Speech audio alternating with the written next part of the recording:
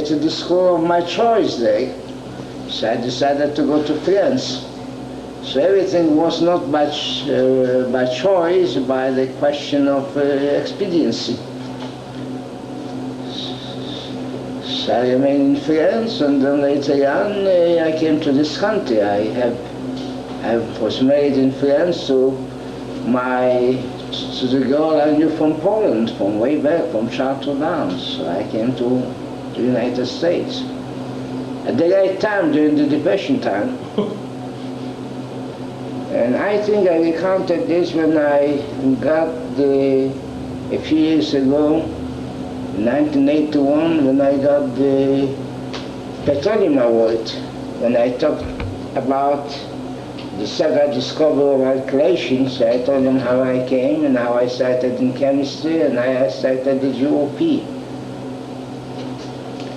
And this was not by choice in the Depression, it was by necessity. I couldn't get a job. And I found out that GOP needed something for the summer, you know. And when I came to this country, I also realized that I don't have the union card to do research.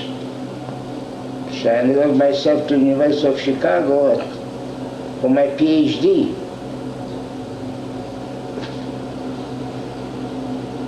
But I had no money, so I had to work.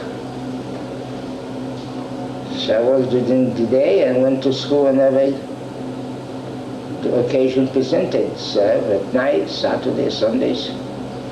This is how I started. You got your PhD at... I took a PhD at night, whenever I had a chance, Saturday, Sundays. At Northwestern? You got your PhD at Northwestern?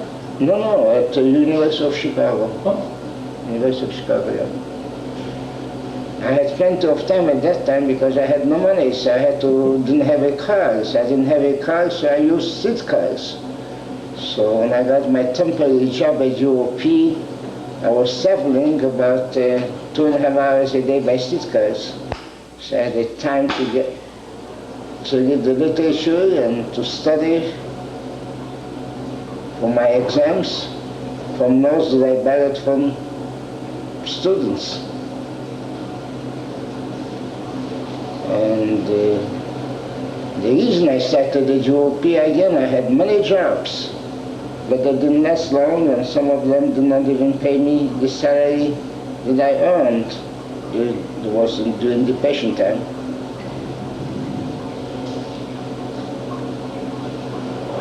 Then when did you start? I started, UOP had a summer position, was temporary position, that lasted 22.5 years until I went to full-time to Northwestern. Then where were you born in Poland?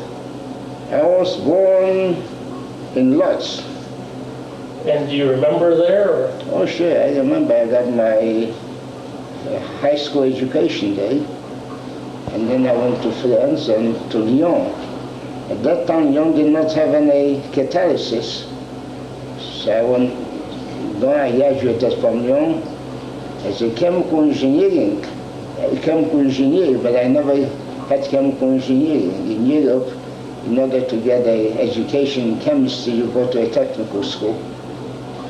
So that's the idea of chemical engineering. And what made you decide to major in science? Well, I liked science when I was in high school, and I thought I would study chemistry. And the choice that I liked. And why did you go to France to go to school? I could not be admitted to the school of my choice in Poland. I wanted to enter the Technical Institute in Warsaw. So what year was this? Oh, this was 1920, probably 21. This was because of the selection procedure, or? There was a numerous clauses that they accepted only a certain percentage of the minority religion. And so I wasn't included in it, I went to France. And did you learn French after you got to France? And after I entered the France, I went back to Poland just to get my visa, my passport to come to this country, because at that time I was married right after I finished my studies to Dorothy. She went back to the United States because this was just in time to go to school, to continue her studies, because she was an American citizen by that time. And I followed her afterwards. And this was, as I told you before, during the Depression time, so it was tough to get a job. I think I had about 5, 6 jobs, did not last very long. The last job I got with this company named Sleepy Water Company. It was given to me, recommended to me by Professor Stiglitz, chairman of the Department of Chemistry at the University of Chicago. The brother of the famous Albert Stiglitz, the photographer, maybe you heard of him. Yes. So he told me that he found of an opening for me, and he said the Sleepy Water Company might be pretty good because half day work, so I'd be able to attend the studies during the daytime. And the salary was not too bad, $40 a week. It was a lot of money at the time. But it lasted about 2.5 months, and they still owe me the money. Now the Sleepy Water Company was getting water from from Arkansas, from a well, and had radioactive emanation, and they claimed that they advertised at least over the radio that killed all kinds of diseases, from cancer to sexual impotency. So then I was again without a job, and someone told me the UOP has an opening for the summer. So I applied, somehow I got it. When I told them that I'm working for my PhD, they said, oh, this is impossible to work for a PhD at night. So they called up Stiglitz, and Stiglitz said, oh yes, you ought to hire him. So they hired me for the summer. Now, is this the same one that had a debate with the Cree back 1910s about catalysis? No, there was no catalysis. My first job was to take a sample of ore that they got from thermocracking. Catalysis was unknown at that time. And they wanted to know how much olefins was in the oil. So we took a sample of oil, of the gasoline, put in the place in a flask, graduated flask, some sulfuric acid, put in some of the oil, and shook it at 0 degrees. It was all in a bucket of ice. And then you had to take a reading on top and determine how much of the oil went into solution, into the sulfuric acid solution.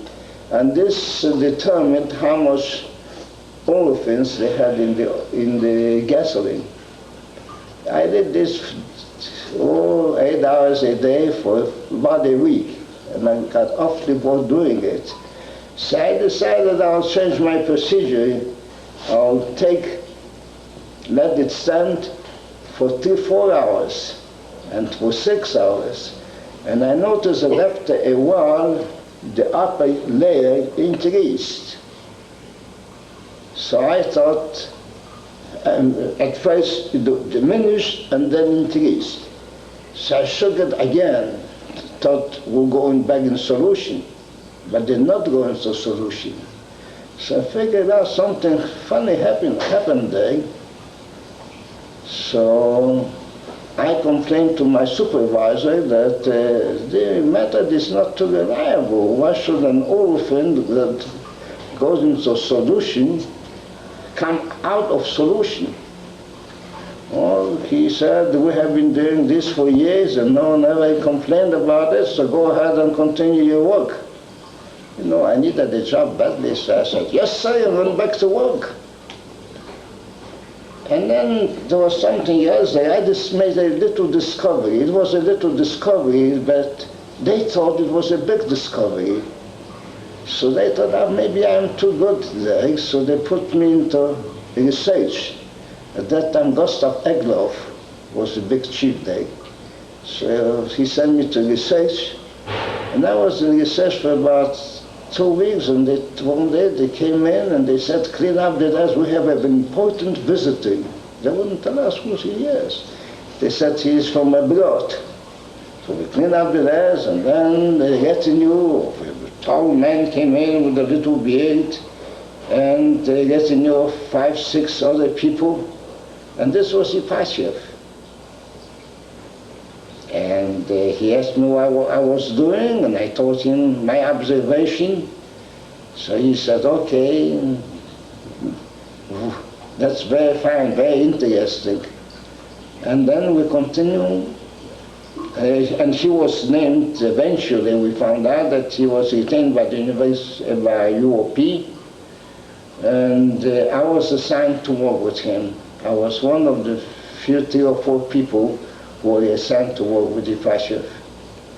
And after he came permanently to UOP, this was a year later, because he went back to Germany to finish according to the contract he had with Badischer and Linen, the one Badischer Stückstockwerk, to continue his consulting job.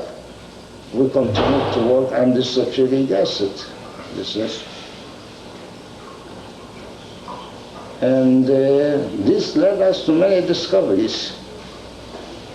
See, we started to work with pure hydrocarbons, and this led us to the conjunct polymerization, in which we found that olefin can be converted to paraffins, and also to highly unsaturated hydrocarbons, which formed complexes with the sulfuric acid.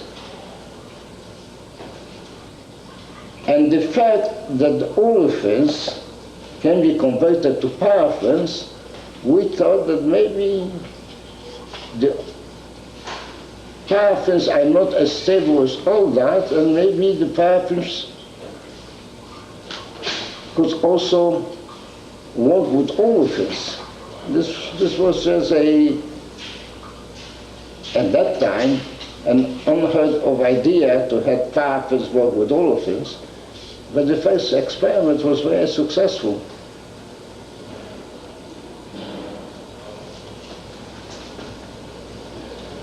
Are you taking this? We are going. So this discovery led us to another discovery, that paraffin react with olefins, and paraffin can be alkylated.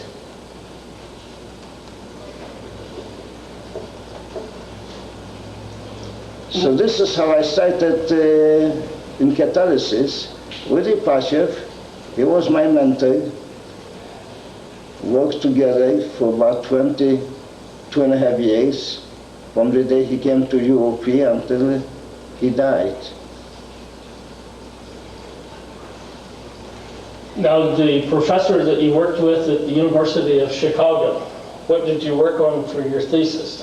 Well, in Chicago, I was working with Professor Kairas of 3 articles, but I was especially, he was interested also in organomercury compounds. But, so I was working on electronegativity, working with asymmetric They are called mercury compounds. But I was exposed to free radicals because the rest of the laboratory was working on free radicals, and this is why I got interested in free radicals, which eventually applied also in my research at UOP and later on too. Well, how did you get to know Stieglitz at Chicago? How I started? No, Steigliz, or the chairman. Stiglitz? Yes. I was very naive. I came to this country, but I didn't know that I have to apply to the graduate school for admission.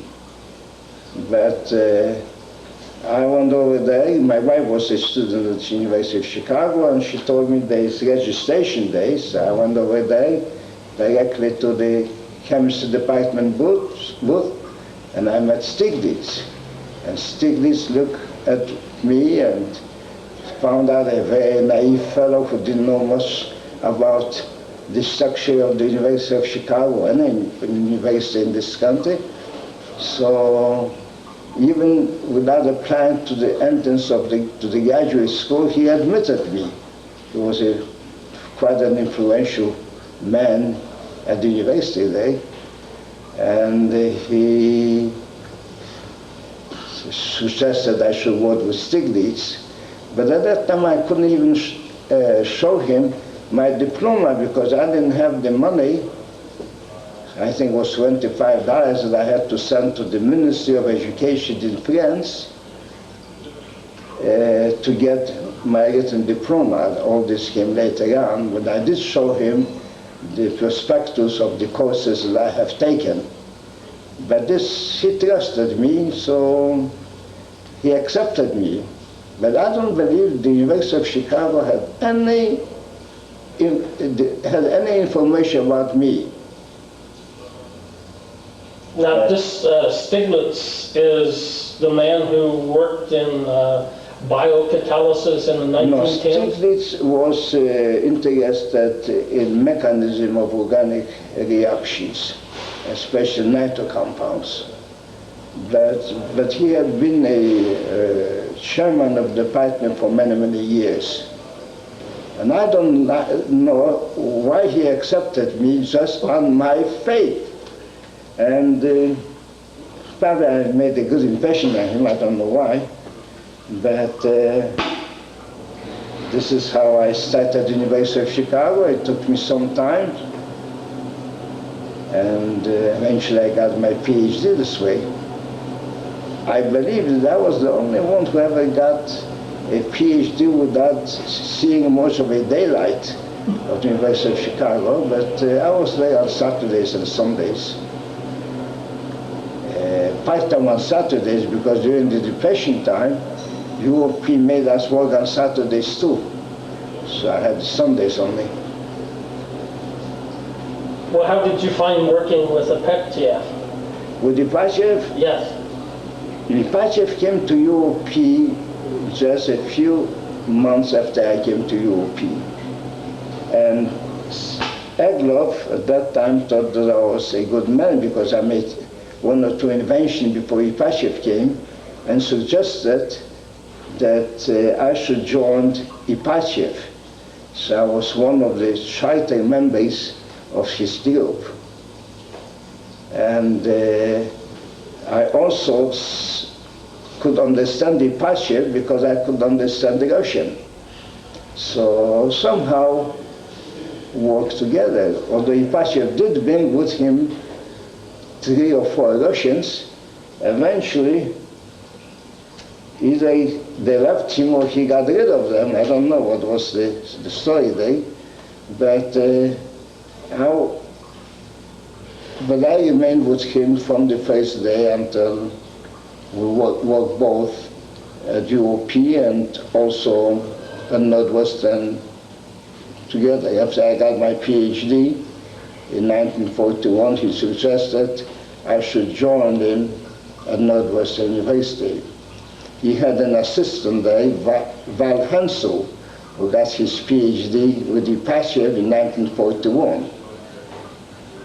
So, but he wanted me as a assistant to him, as assistant director of his lab, and also I got official appointment at Northwestern as assistant professor. And he was interested in developing the research group at Northwestern University. So we worked both at Northwestern University and at UOP.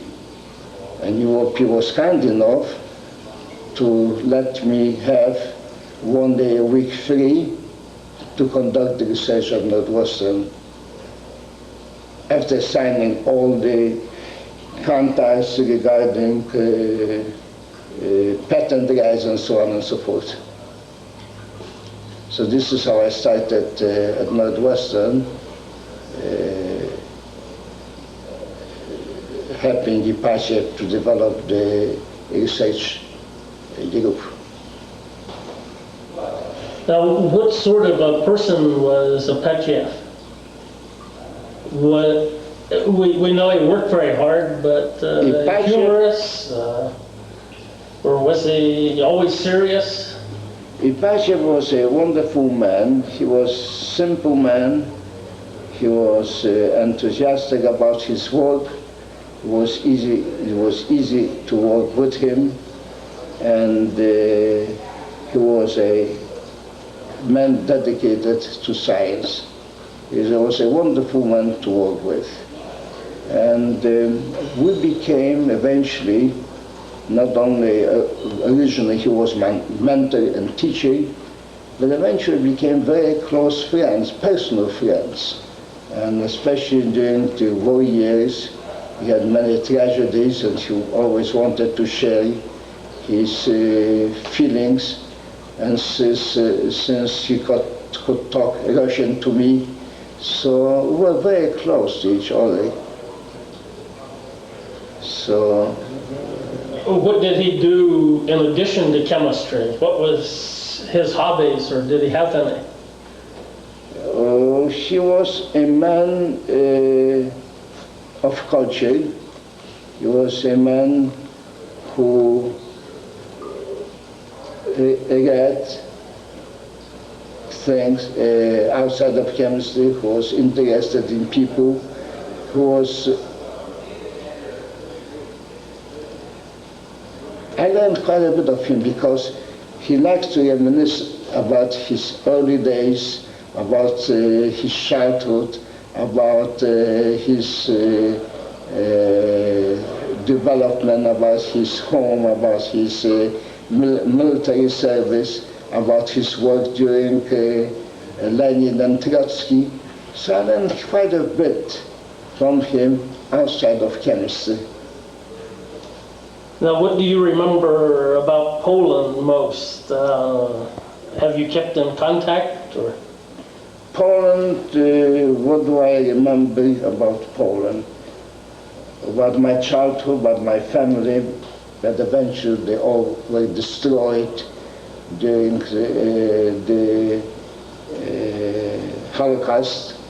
So actually I had no one there. So I don't have always the most pleasant memories about Poland, because there was a tremendous amount of anti-Semitism there, and now when I go back, think back of it, I saw it quite a bit in school too, although very few of the minorities, but there was always so many unpleasantness. I was 1 year in university in Krakow there, but were not permitted to sit on the same benches with the other students, so the situation was not very pleasant. Although the education in high school was good. How did you learn French? You went to school in France. Someone told me that Lyon has a good school in France. Grignard, the Nobel Prize winner, the Grignard reaction was the director of the school Lyon, of the Institut de Chimie, and they told me that probably this would be a good place to go. I studied French when I was in high school, so I had some background in it. I came to France a few months earlier, so I was able to converse in French by the time this school started. So this choice was excellent. At that time, Lyon was not known for catalysis because there was no catalysis when I was in France. But rather interesting that they Pratt developed catalysis in Lyon, and so we had quite a bit of common interests. And I was very happy to go to France about in 1981. No, I'm sorry, 1983. I was invited to France to give lectures.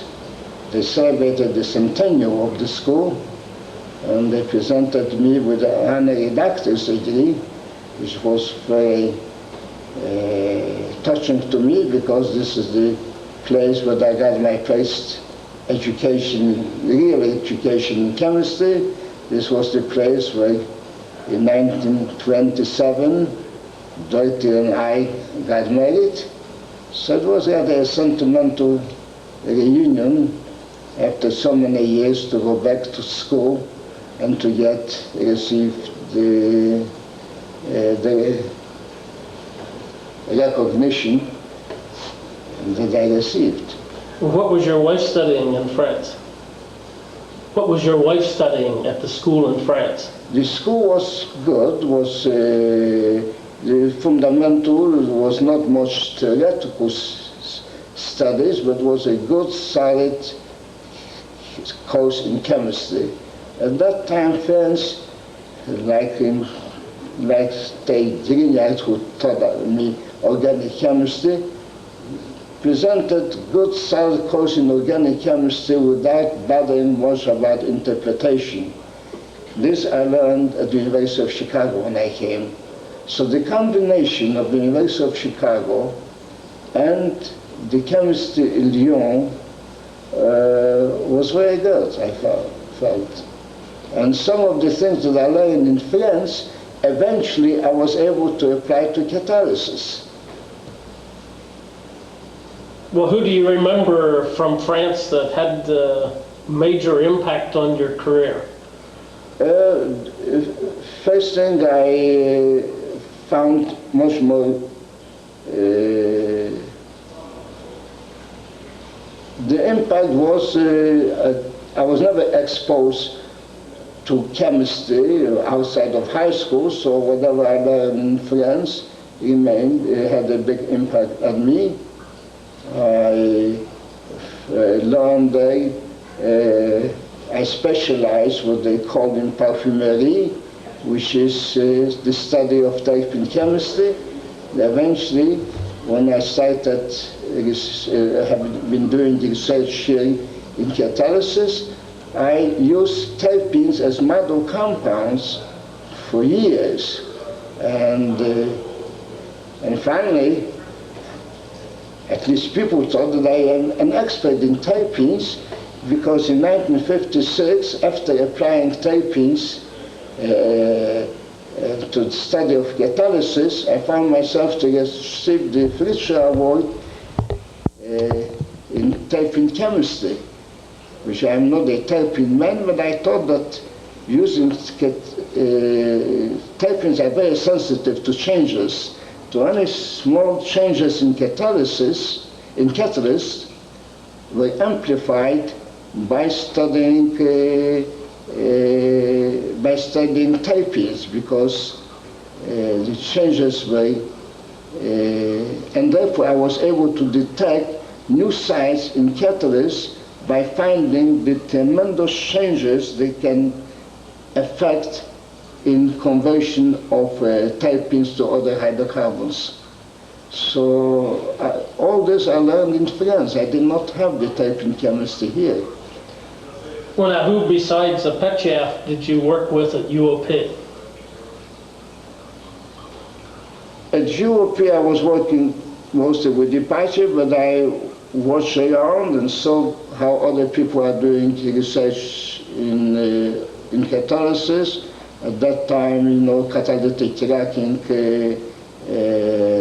Hoodie was trying to sell his catalyst to UOP and various other companies. Finally, when UOP found out how successful Hoodie process might be, there was a systematic study of silica alumina catalyst by a group led by Charles Thomas. There was Hermann Pines, other people. So I learned quite a bit about what was going on in catalytic cracking. Later on, Valhenso discovered platforming. I learned quite a bit about this type of research, plus my own research. So I found UOP was an excellent place to work because there was so much versatility in research. Now, did you work mostly with Hensel at Northwestern or at UOP? No, I did not work with Hensel. I was working directly with Ipatchev. Under Ipatchev, with Ipatchev, I had my own exploratory group, but I did not work with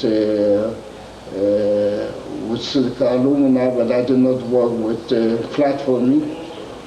I did do some research of it, of more fundamental nature, when I was later on full-time at Northwestern University. Now, what size was your research group that worked for you when you were at UOP?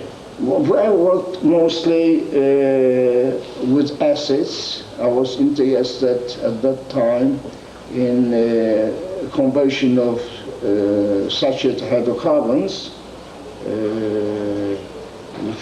We made the first reaction of alkylation of paraffins with olefins.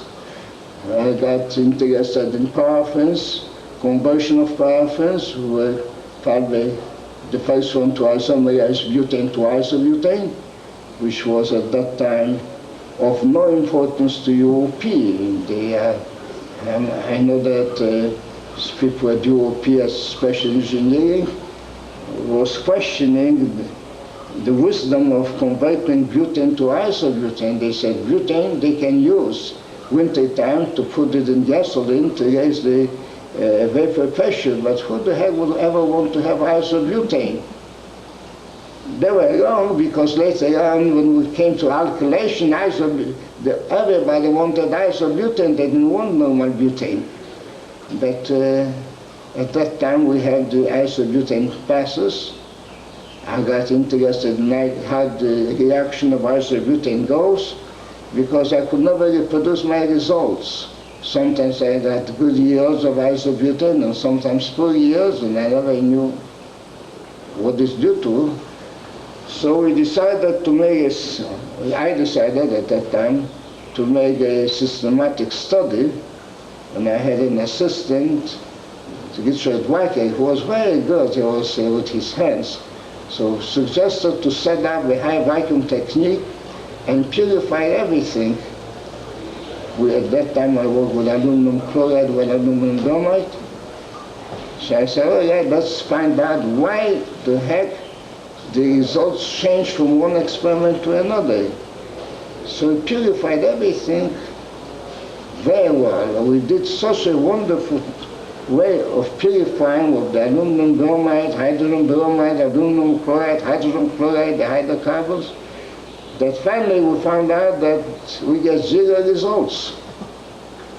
So now I was wondering how I poisoned my things.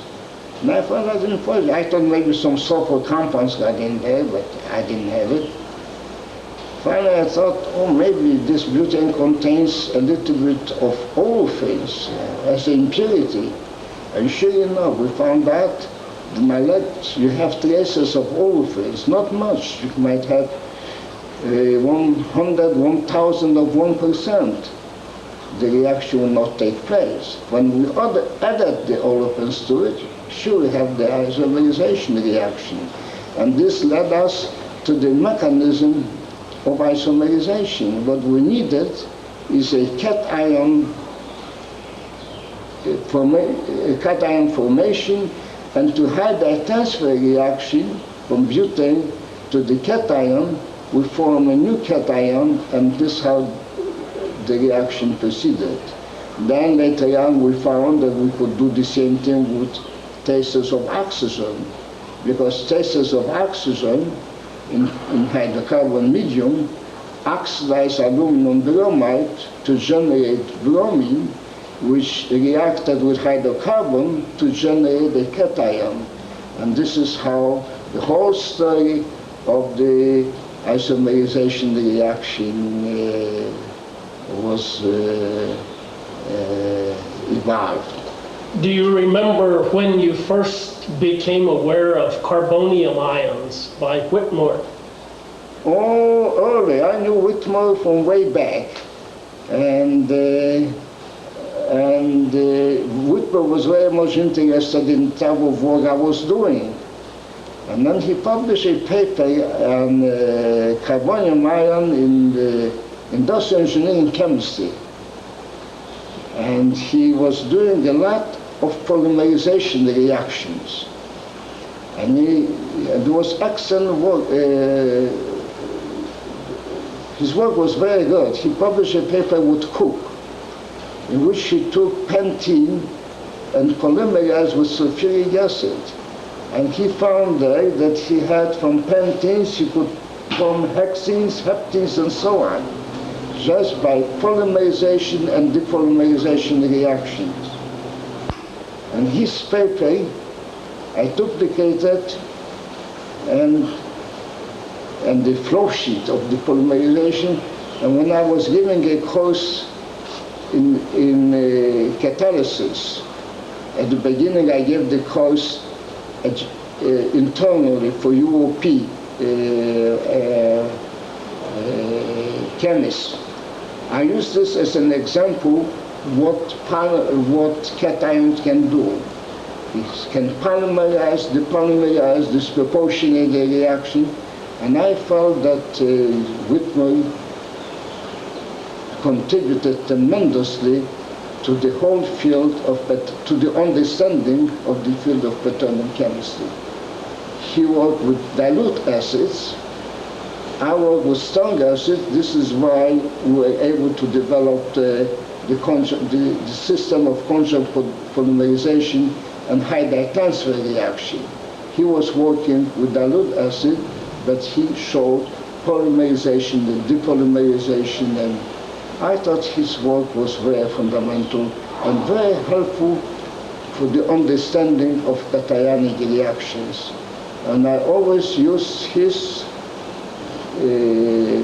paper with Cook as a model for the understanding of acid-type reactions. Now, how many people did Petyav have working directly with him?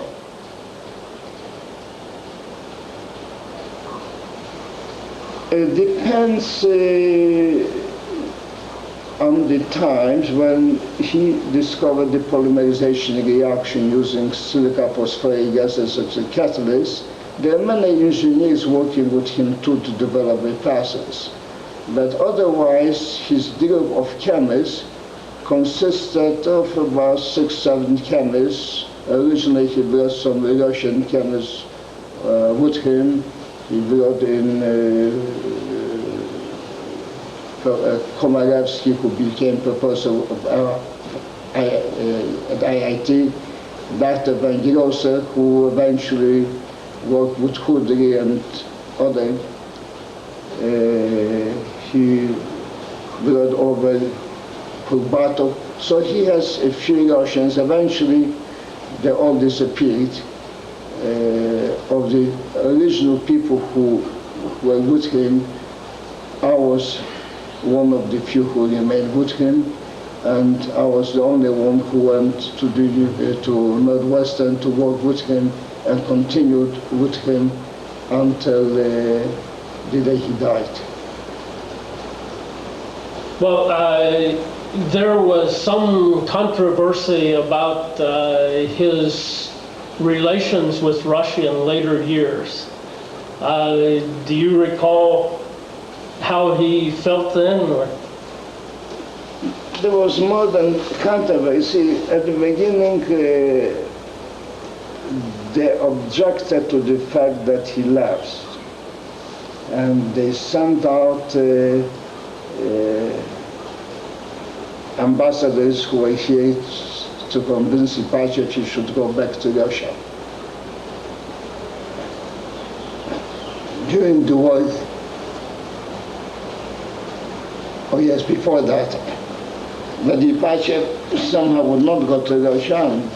He was wise enough because he would be arrested, because his co-workers were arrested. You see,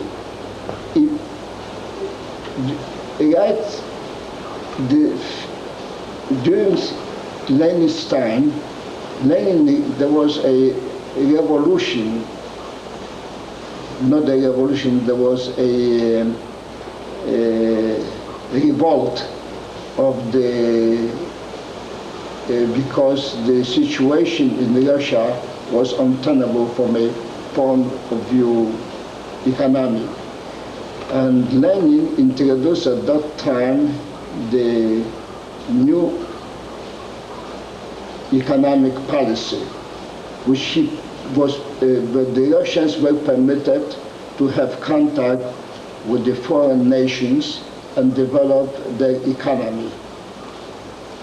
Ipatiev took advantage of it too, and he became a consultant in Germany, and he had a contact with the German Badische Six of worker to develop processes.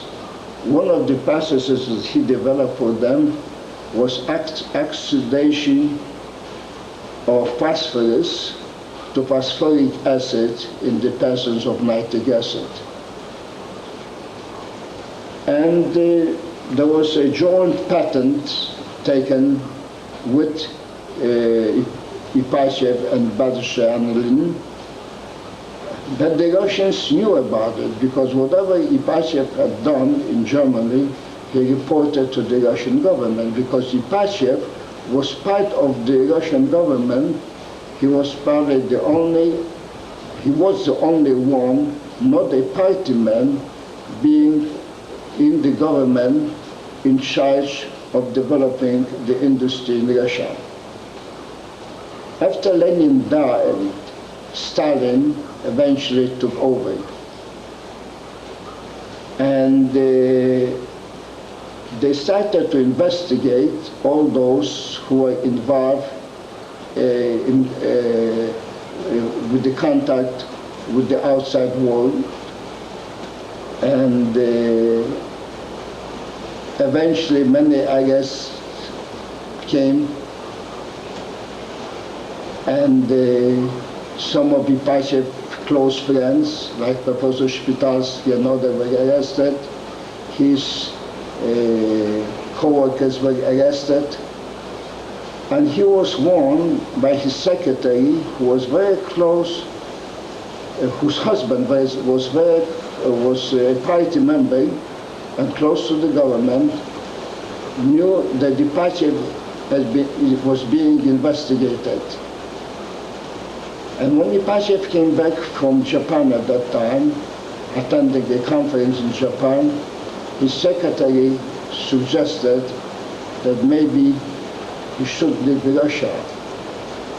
And about that time, he was delegated to go to Germany to a conference, and somehow they let his wife go for medical reasons to Germany too. And as they crossed the border, Ipatiev told his wife, "This is the last time we have been in Russia. We are leaving Russia for good. We are not coming back." And this is how his wife found out that she's not returning to Russia. Ipatiev told me many times that with Lenin and Trotsky, he could work. They were intelligent people. They respected science, technology. But with Stalin, he said he couldn't work. He said he was not afraid of being arrested, but he did not want to perish someplace in jail. And this is why he left. Before the war, they sent the ambassadors to ask him to come back to Russia. He gave various pretexts why he could not leave the United States, because his son had contact with Europeans and so on, but these were only excuses. Eventually they expelled him from the academy. His son officially had to deny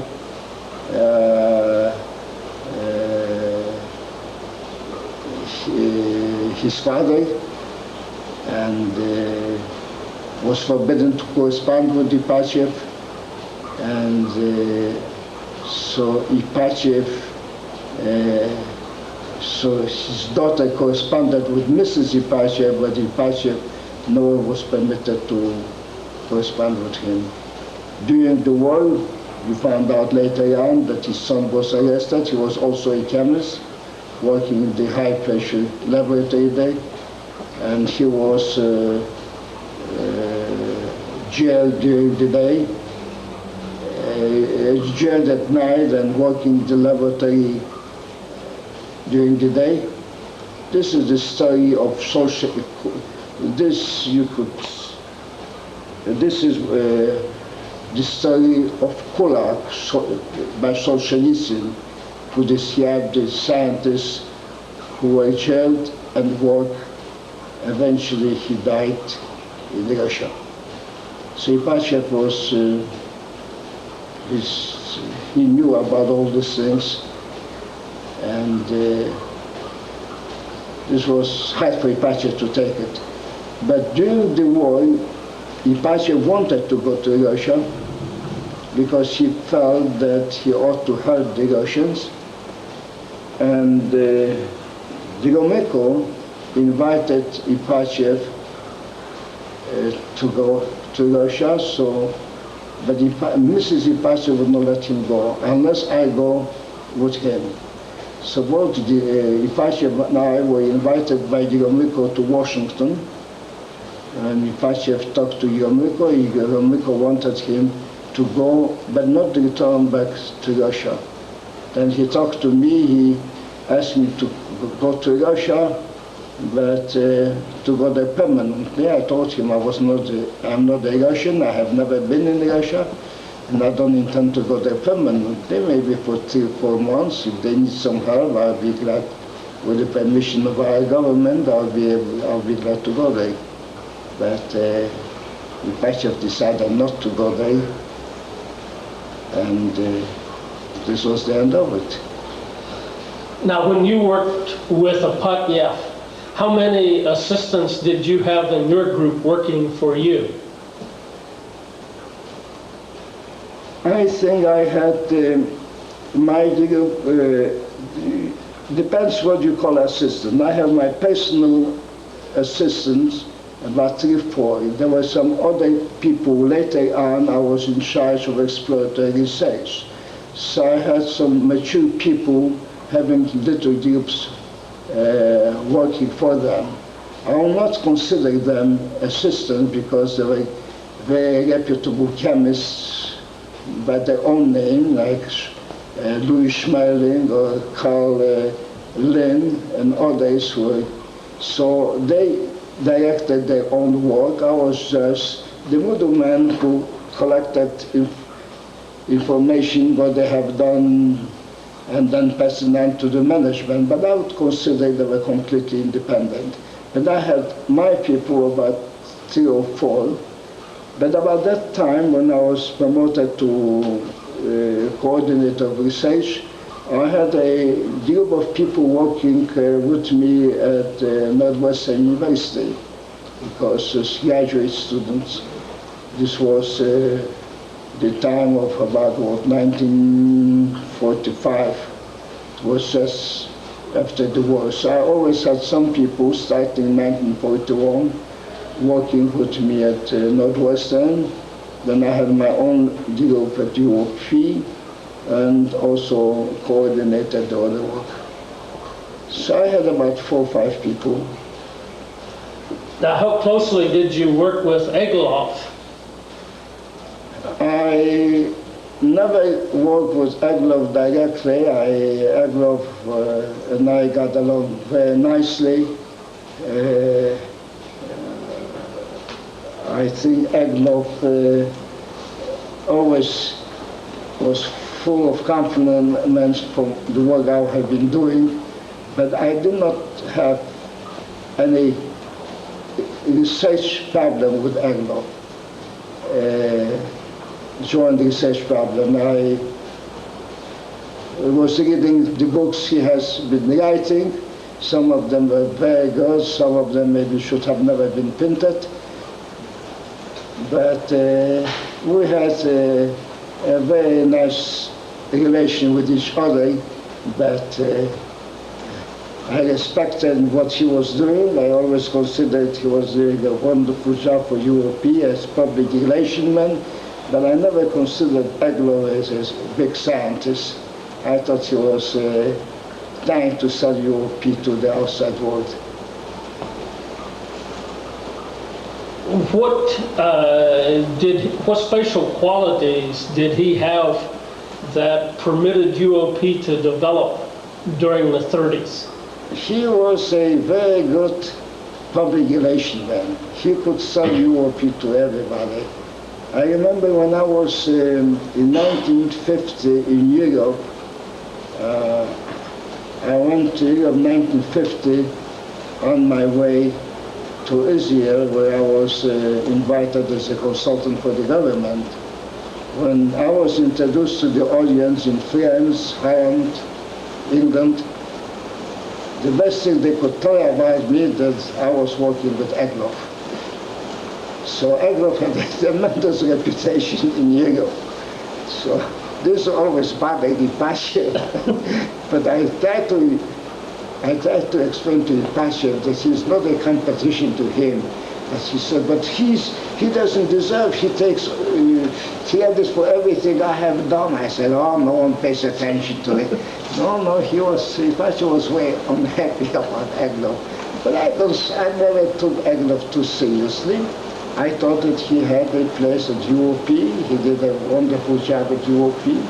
I considered Egloff a man who did a lot for UOP, and he was a very kind man in some respect, but during the war he was helping out many people, many scientists in Europe.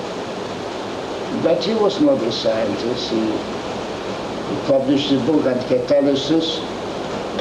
He asked me to look it over, and I suggested at that time, very kindly, I said that he maybe should not publish the book, because I find the book had absolutely no merit, absolutely no merit. He published the book. It was written, the authors were Egloff, Morel, he was in charge of the patents. There was neither Egloff nor Morel ever touched a catalyst, and the woman who wrote the book was Sophia Bergman. She never saw a catalyst in her lifetime, but they published a book on catalysts. I still have a volume on myself, and I usually show people how books should not be written. But I told him not to publish it, but he thanked me for my advice, but the book was published. Well, now, someone attributed to you the statement that's one of my favorite, that he wrote more books than he had ever read. Yeah, this was how he was introduced usually. The man who wrote more than he read. Some of the books he paid from his own pocketbook to the people who worked with him on some of the books. He had book on alkylation, 2 volumes, collecting all the patents on alkylation. I was glad that he published it, because this is sort of my vanity, because the first pattern calculation was mine, and so he published a paper on nationalization, which, a book on nationalization together with Komayevsky and someone else. The book is pretty good. It was, on the other hand, he published also physical constants of hydrocarbons, and this was a very valuable book, but the book on catalysis should have never been published. Well, how did he manage UOP when he was operating there in the 1930s? People were kind of scared of him. You know, he was the director of research. He always was critical, but I never took him too seriously, and I liked him, you know, as a person, and maybe I felt that he had that he liked me and always thought highly of me, but he was not all bad. He served his purpose for UOP. Well, how did he come to learn about Petyev and the fact that he might come to UOP? This is a long story. It goes back from the time before I came to UOP. At that time, I arrived to UOP in 1930. In the late 20s, there was the predicted shortage of oil in this country. At that time, the Arab oil fields were not discovered, the Texas oil fields were not discovered, and people were worrying what will happen in years hence, and UOP depended very strongly on converting oil to gasoline. At that time, Standard Oil of New Jersey was also had contact with Germany, with Belgian passes, to convert coal into gasoline. At that time, Fisher and Tropsch developed the synthesis of gasoline from carbon monoxide and hydrogen using cobalt catalyst. So UOP was actually worried what's going to happen eventually. Egloff went to Europe for the International Congress in Petroleum in Germany, and he was instructed by Mr. Harley to look for someone, an expert in converting coal into oil. While in Europe, Egloff heard that the Pachev defected from Russia. So he approached Pachev at that time whether he would consider to come to the United States and collaborate with UOP. Pachev, Egloff knew that Pachev was involved with high pressure work. It was very established at that time. He knew that he was interested in catalysis, so he invited Pachev to come to this country. So, and independently, he also invited Tropsch to come to this country, to UOP. So both Pachev and Tropsch were hired for UOP. But Pachev did not know that Tropsch was invited, and Tropsch did not know that Pachev was invited. Pachev told me, had he known that he invited two people at the same time, he probably would not come to UOP. But eventually Pachev said he was happy to be at UOP, because he said he was quite a bit of disorder in UOP, and he was able to do most of the research that he was doing without too much control from upper up. Did you work with Tropsch while he was at UOP? No, I watched Tropsch work. He had a different group from Pachev. Charles Thomas worked with Triobs and a few other people, and they were working mostly with desulfurization of oil, and this was the main problem. But Triobs did demonstrate his conversion of carbon monoxide and hydrogen into liquid hydrocarbon. Triobs was not too long at UOP because after a while he took sick. Eventually they found out that he had cancer of his kidneys, so he went back to Germany. So he was with UOP only about 2 or 3 years. How would you describe Tropsch as a person? Tropsch was a very different man from Ipatchev. Ipatchev was a fighter. Ipatchev would not let Egloff to get away with anything. And Tropsch was very accommodating. Egloff came in, he jumped up, and bowed before Egloff and so on. Ipatchev was different. He was a fighter. Ipatchev was a military man. He was not a chemist by education. By erudition, he was a military man. He finished his education.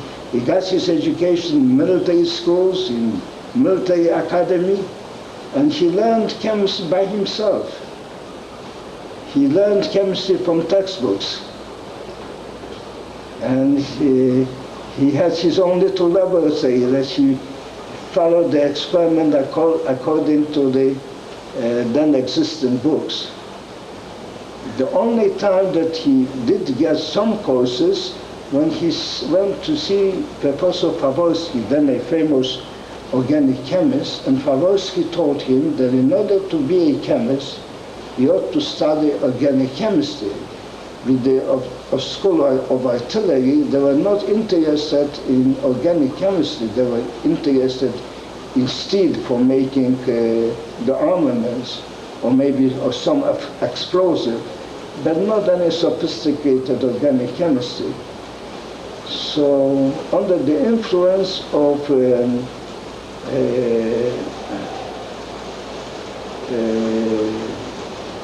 his advisor, he followed the influence of Favorski, who was the senior organic chemist professor at Moscow University, or Leningrad University. At that time was not Leningrad, St. Petersburg. He took courses, Menshutkin courses, and then Favorski suggested that he should go for a year to Germany to